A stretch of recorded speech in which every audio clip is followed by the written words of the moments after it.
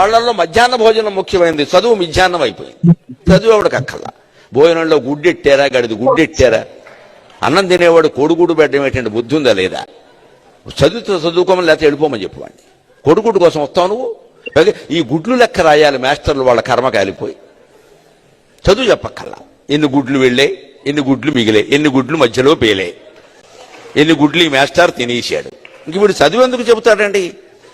అసలు పిల్లలకు భోజనం పెట్టడం ఏంటంటే వాళ్ళ భోజనాలు వాళ్ళు తెచ్చుకోవలేదు, మానేమానండి.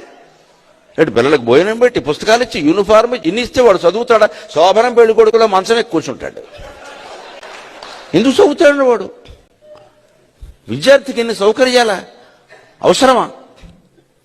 చదువు రావట్లేదు ఎవరికి, భోజనాలే వస్తున్నాయి. పైగా అందులో బల్లి పడింది, పిల్లి పడింది, పడదా?